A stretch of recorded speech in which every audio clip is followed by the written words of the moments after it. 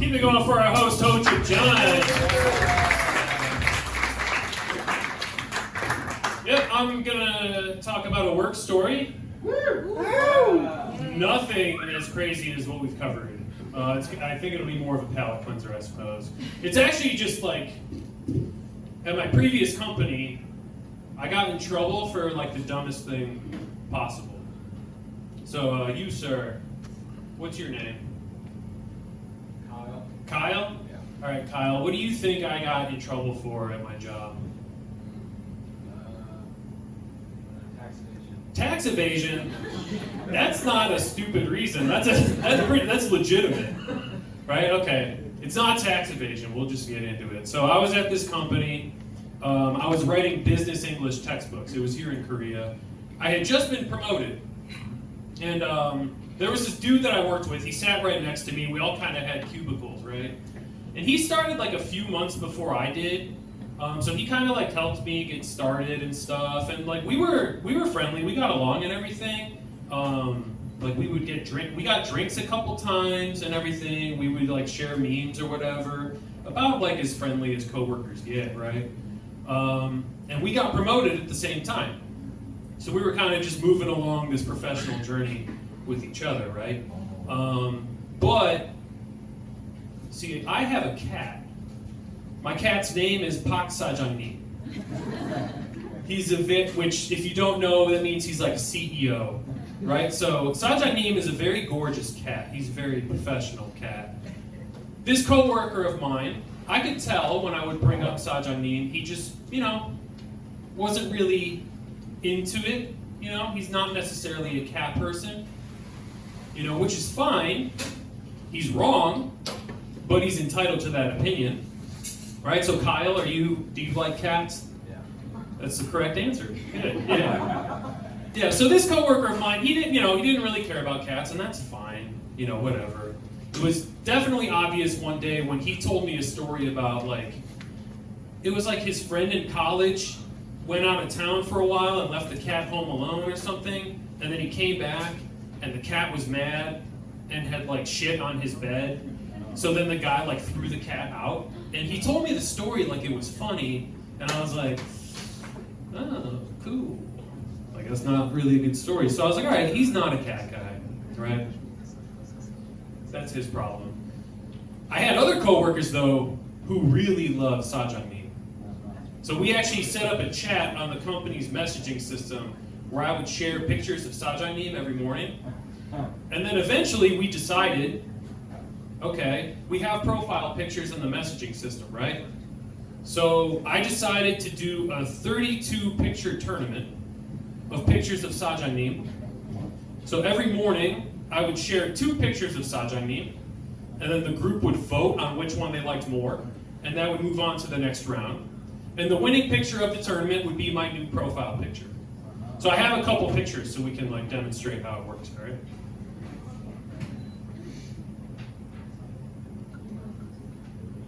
Okay, so first thing in the morning in the chat, I'd be like, okay, here's the first picture of Sajangnim.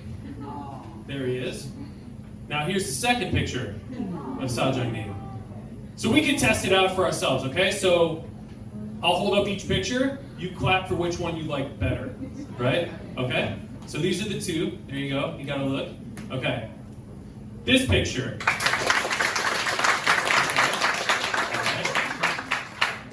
This picture. Okay, so this one moves on to the next round, right? So yeah. So that was how the tournament worked, right? So you guys know the college basketball tournament in the United States? It's called March Madness.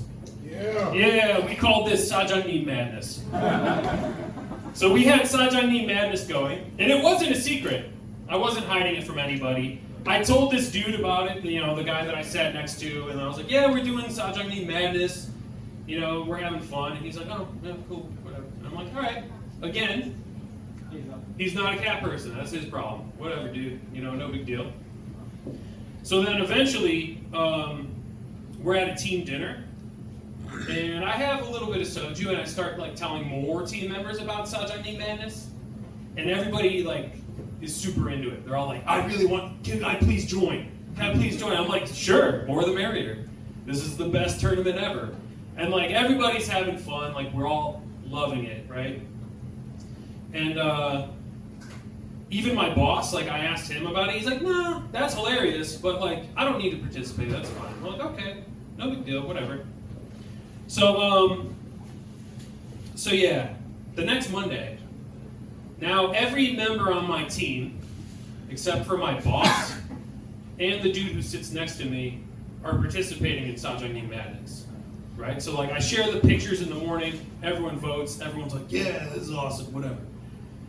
So then, that dude who sits next to me, he messages me, and he's like, hey, I heard you and another coworker talking at the dinner on Friday, and I heard my name. What were you guys talking about? And I was like, I don't know, let me try to remember. And then like I thought back, and I was like, you know what? We were probably talking about Sajangni Madness, and just the fact that you weren't interested, you didn't join, whatever. He's like, oh, okay. Right after that, I see him and my boss get up and go have a meeting. They're gone for about 10 minutes, whatever. They come back. Then right after that, my boss is like, hey, Steve, can we meet real quick? I'm like, okay. So I go meet with him. He's like, yeah. So I'm going to have to ask you to shut down Sajangni Madness. It's become a distraction. And I'm like, okay.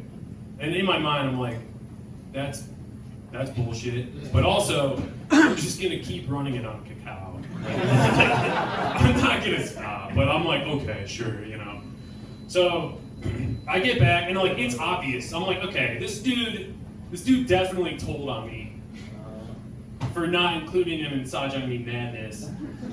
So I sent him a message. I'm like, hey man, like, I feel like things are off, maybe.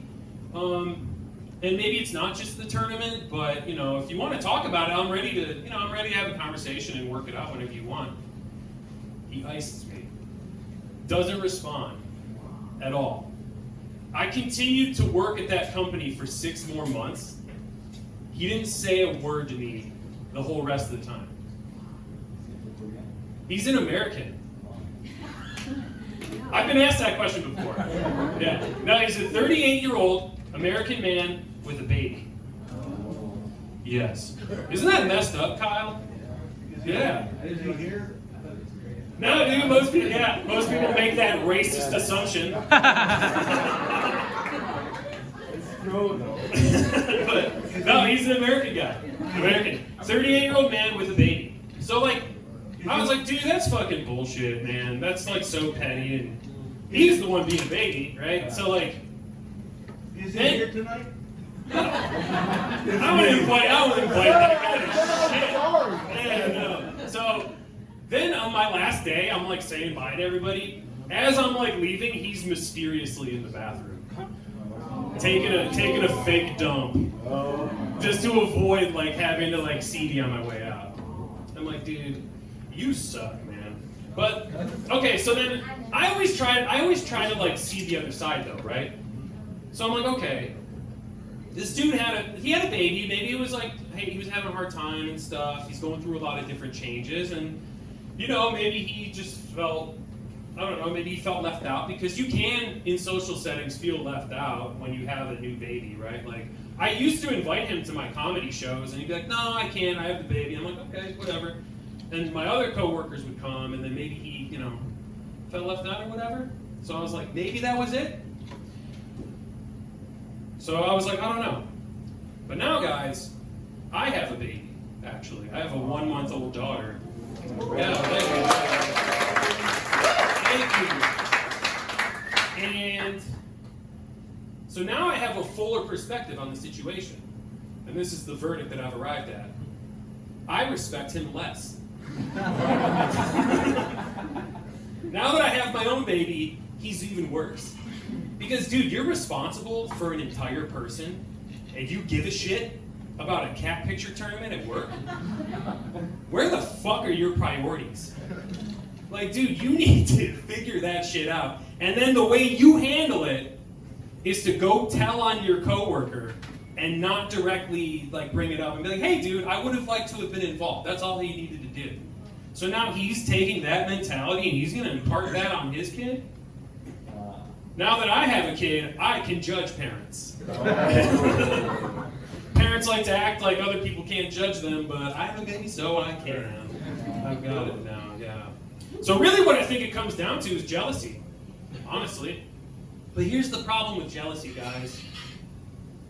Jealousy is really ugly, right? It's a very ugly emotion. But the problem with it is that at the same time, even calling someone out for being jealous looks ugly. Even me just now saying it's jealousy, it kind of looks ugly, so I even feel gross talking about it, right? So really, there are no winners. Except for me, who now has a better job that pays more money with better working conditions. So I'm the winner here. Yeah, fuck that guy. So yeah, like I said, I finished the tournament on cacao. We just kept it off the work system because my boss had sent a message. He was like, everyone, please keep conversations work related. It just sucked the vibes out of the room. Everyone was like, man, fuck that. We have to keep this tournament going. So I ended up, there were a few people who didn't want to get in trouble, so they stopped participating, but we still had a few. So what I ended up doing was for the final matchup, I invited them over to my house. We hung out with Sajangmin. I set up in the room the 2 final pictures with candlelight and a box for them to put their vote in. We revealed it all dramatic like that. I made glue vine. My wife got custom-made mugs for Sajangmin Madness. So we drank the glue vine, we revealed the winning picture, and we had a great time. So, do you guys want to see the winning picture? Yeah!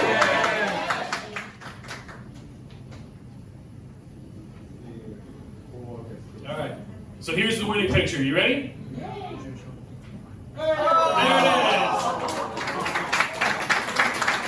The winning picture of Sajangmin Madness. I still made it my profile picture, just without a word. So then that dude just had to sit there and wonder and be like, damn it, I think he kept the tournament going. But I can't bring it up because that would make me look like too much of a baby. So yeah, guys, cats rule, jealousy sucks. I'm Steve Gallus. You guys have been great. Let's enjoy more work stories.